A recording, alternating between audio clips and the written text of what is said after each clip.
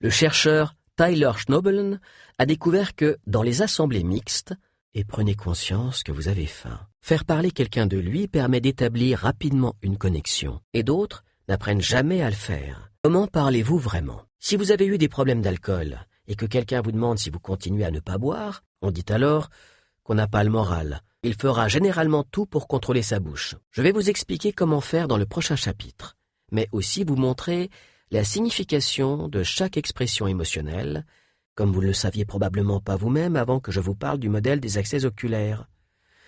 Pour être sûr qu'il s'agit d'une véritable expression de tristesse, regardez si ses paupières supérieures forment bien un triangle. Milton Erickson, le père de l'hypnose moderne, appelait cela « ajouter des sensations corporelles ou des parfums comme le vent, la chaleur ». Elles sont là pour nous faire adopter un certain comportement, valider une certaine opinion, etc. C'est affirmer que tout ce qui entre dans une certaine catégorie a un trait commun. Par exemple, dont on a planté l'encre en premier lieu. On peut faire mieux que suivre le langage corporel de l'autre. Regardez-moi bien dans les yeux. Des thérapeutes aux professeurs, en passant par les chefs d'entreprise, et même peut-être vous, si vous avez essayé. Personnellement, je trouve qu'elles aident beaucoup à analyser les autres.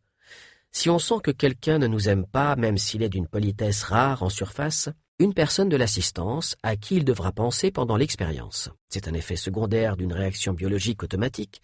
Cela ne change rien au fait qu'on sent vraiment cette délicieuse et douce sensation un peu partout.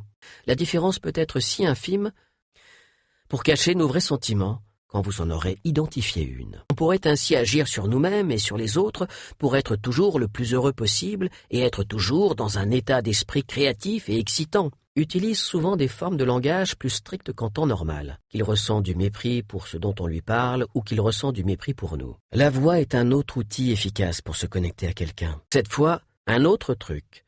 Si vous devez négocier avec quelqu'un dont la vie est diamétralement opposée au vôtre, pour pouvoir faire semblant de ressentir une émotion de façon convaincante, on doit savoir comment l'exprimer.